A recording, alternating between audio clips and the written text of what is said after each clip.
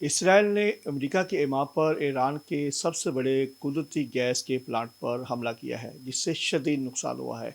पासदारान इनकलाब ने इस पर शदीद रद्दमल देते हुए कहा है कि हम अमेरिका और इसके इत्तेहादी और उनके सूरतकार के जितने भी गैस और ऑयल की तनसीबात है, उसको हम निशाना बनाएंगे। सलाम हो मोहम्मद आली मोहम्मद पर और उनके चाहने वालों पर।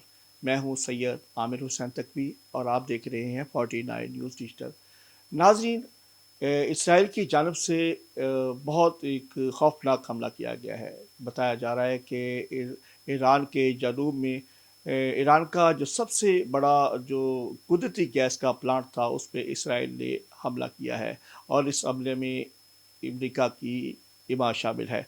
और बताया जा रहा है कि उसमें जो है इतना बड़ा प्लांट था और इतना ख़ास अहमियत का हामिल था। इस प्लांट से जो हासिल की जाने वाली गैस है, उससे ईरान के लिए 80% बिजली पैदा की जाती थी।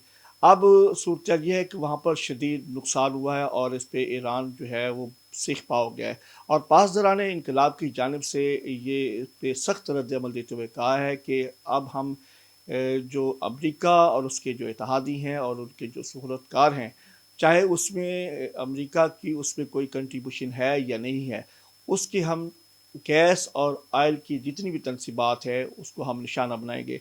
और बिलख़ुसूस उन्होंने इस पे वो निशानदेही करते हुए कहा है कि जो